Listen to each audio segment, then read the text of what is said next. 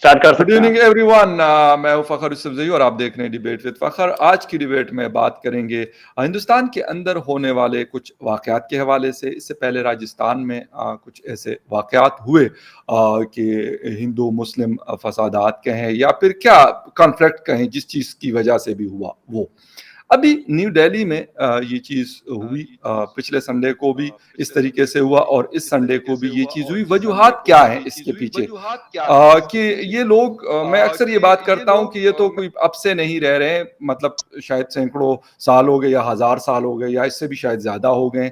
लेकिन अब मसला क्या आ गया है, मतलब हम तंगदिल हो गए हैं, एक दूसरे को बर्दाश्त नहीं कर पा रहे हैं। एक दूसरे के रिलीजन को या एक दूसरे के जो त्यौहार होते हैं, हिंदुओं के भी बहुत सारे त्यौहार होते हैं साल में, काफी मतलब वो मनाते हैं। मुसलमानों के भी होते हैं और बाकी जो मजाहिब हैं वो भी उन अपने मनाते हैं। जिस तरह आज ईस्टर है, संडे।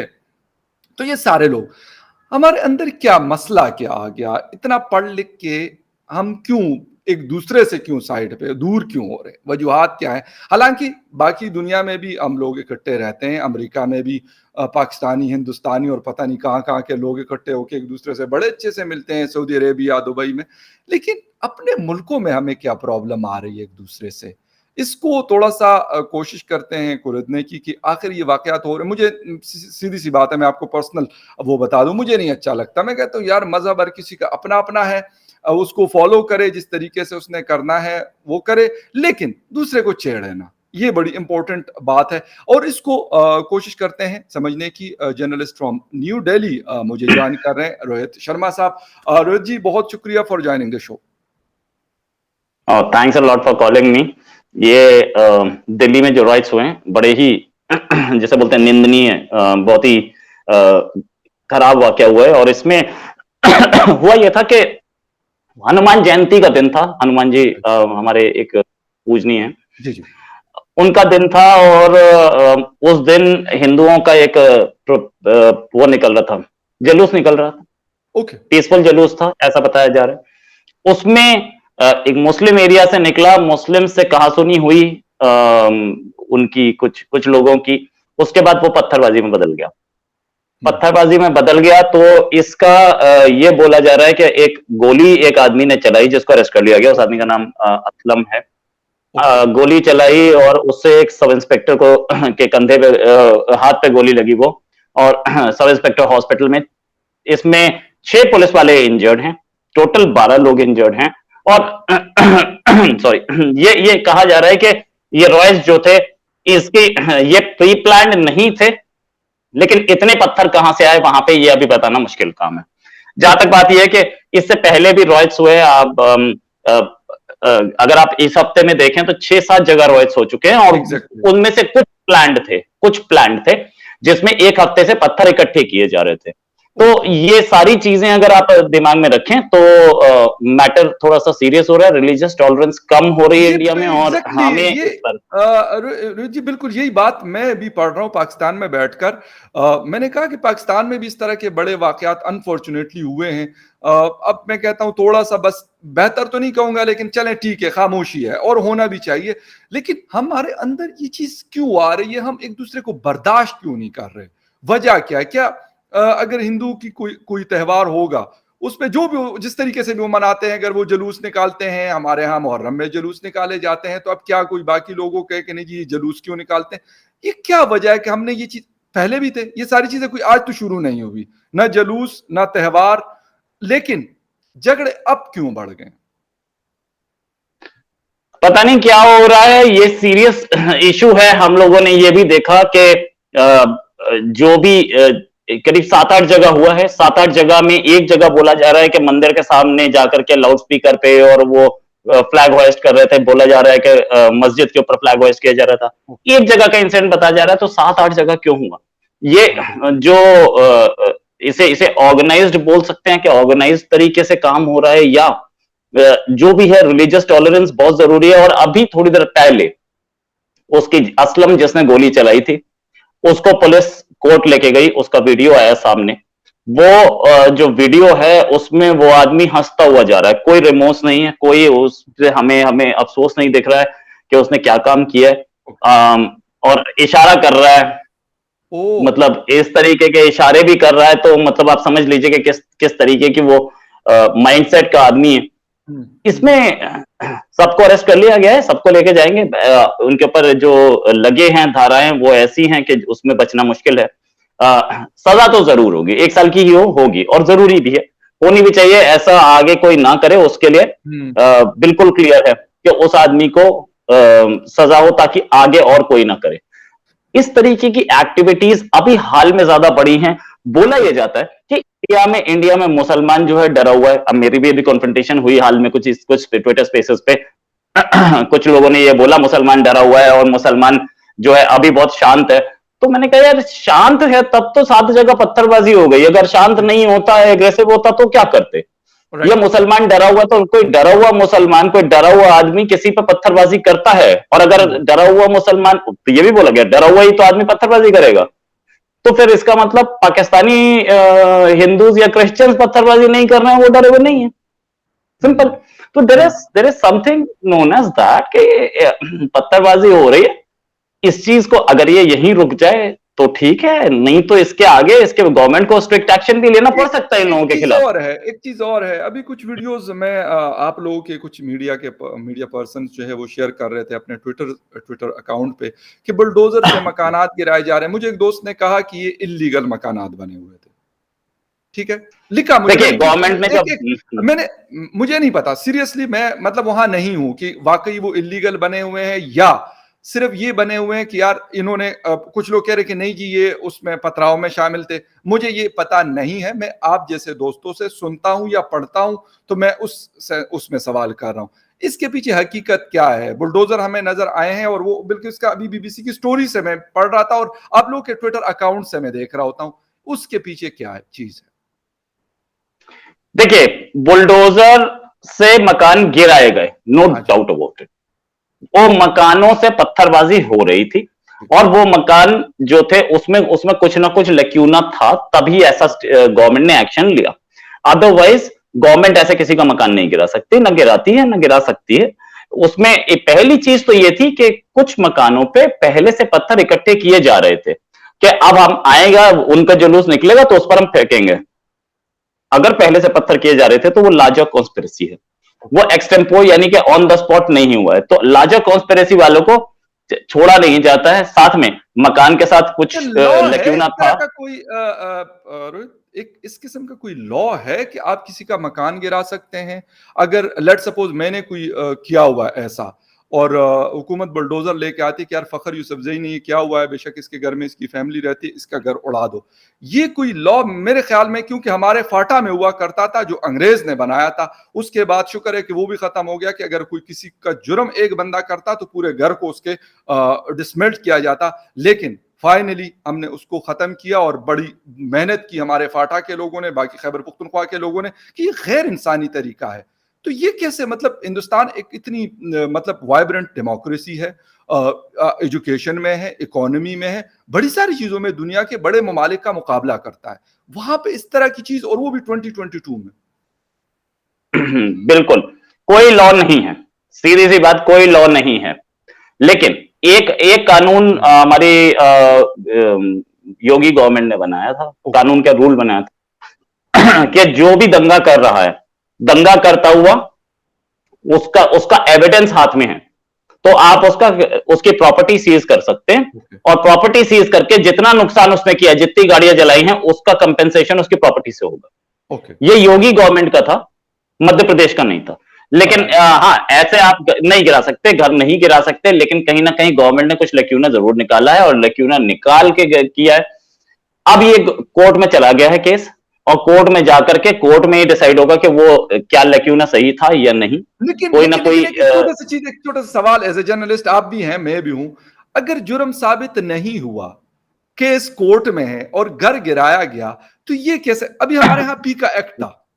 मैं खुद अभी उसका मेरी तारीखें चल रही है, शुक्र है कि इस्लामाबाद हाई कोर्ट ने उसको उड़ा के रख दिया।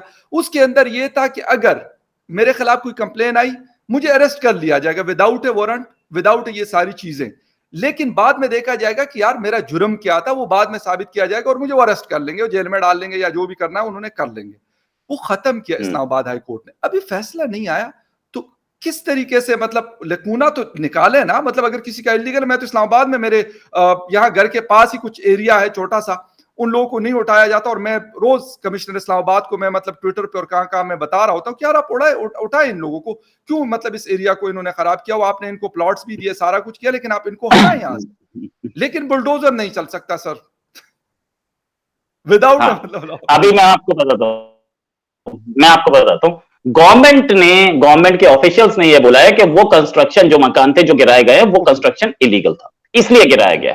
तो वो मैंने आपको बताया ना, एक लैक्यूना कहीं ना कहीं होगा, वो लैक्यूना अभी मुझे दिख रहा है कि वो इलीगल कंस्ट्रक्शन था और ऐसा बता के गिराया गया। उसको रॉयट्स की वजह से नहीं गिराया गया, लेकिन आपको दिख तो रहा है सब कुछ सामने, गवर्नमेंट का स्टेटमेंट भी दिख रहा है, और वो रॉयट्स के बाद ही हुआ है, और उन्हीं घरों पर बुलडोजर चला है जिधर से पत्थर आ रहे थे।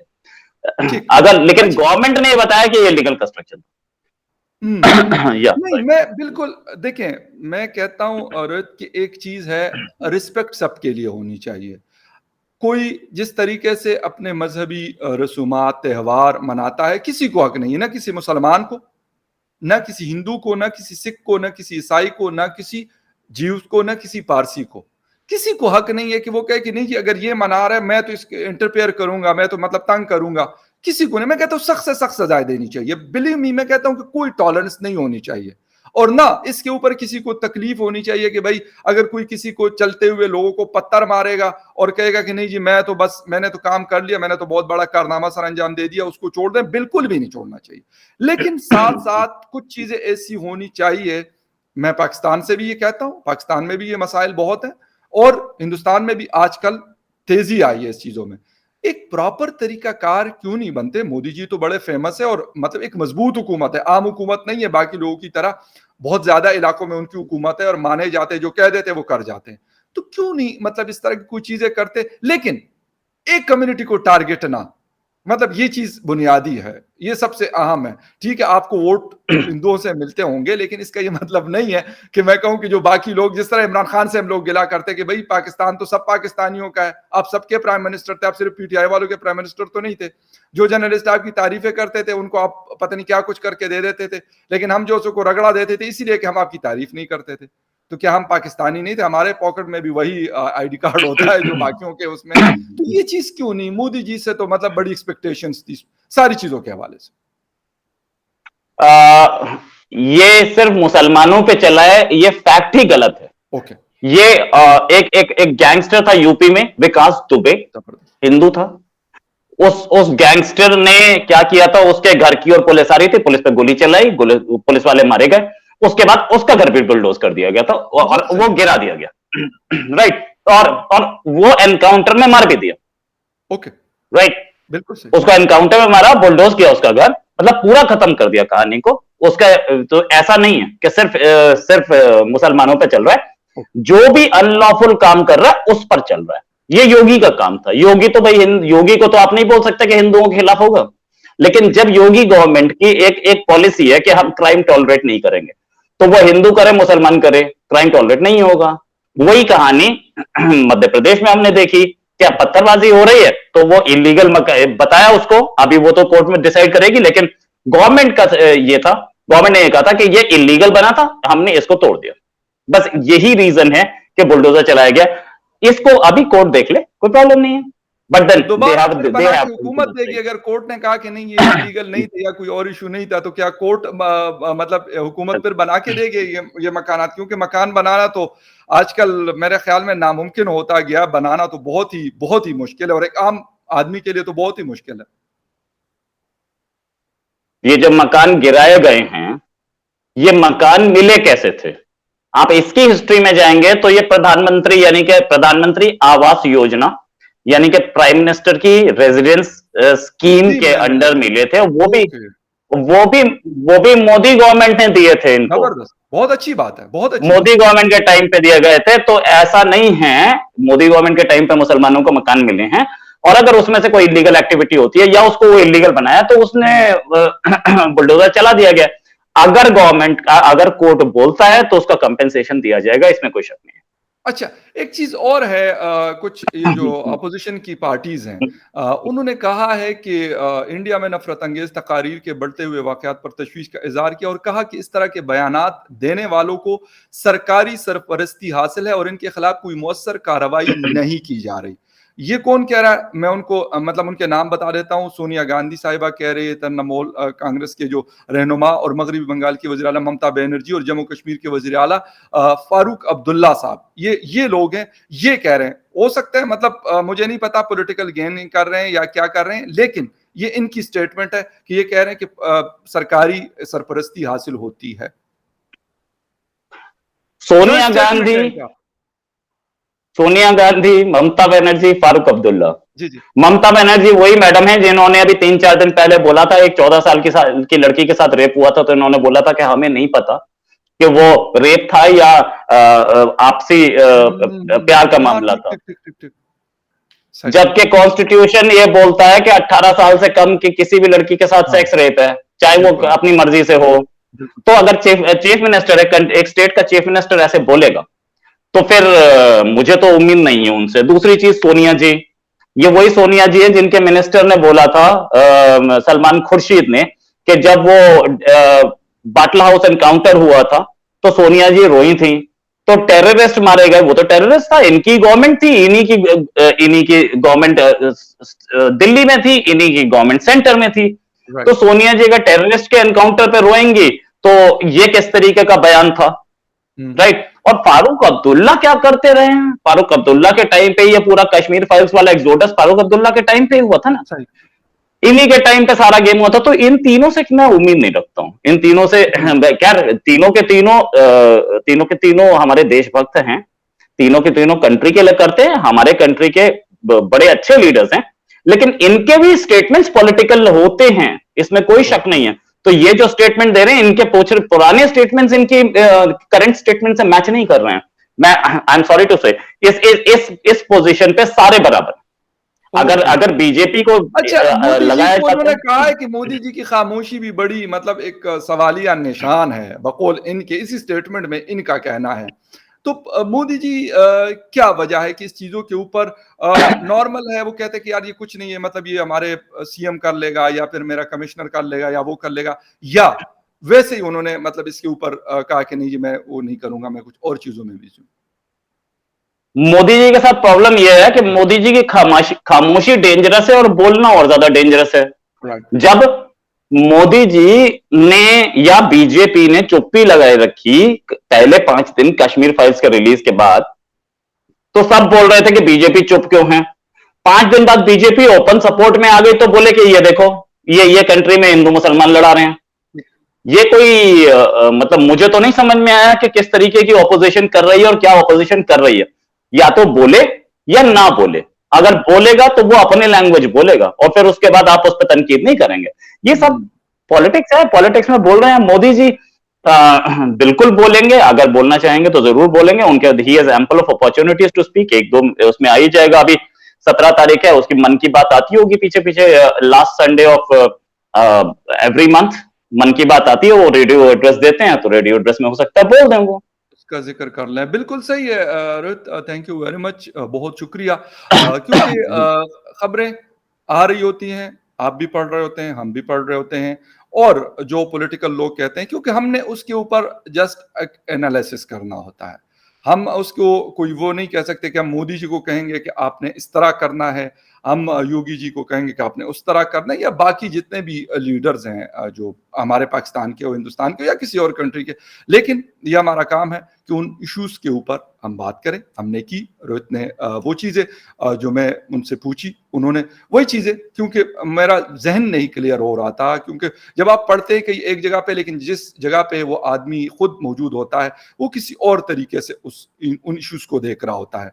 तो इसीलिए मैंने कोशिश की कि इस्लामाबाद से बैठकर दिल्ली के हालात का जायज़ा लिया जाए। Rohit ji, thank you very much for joining the show, and viewers thank you very much for watching debate with Fakhar Yusuf ji. किसी और डिबेट में फिर मिलते हैं, तब तक के लिए टेक केयर एंड बाय।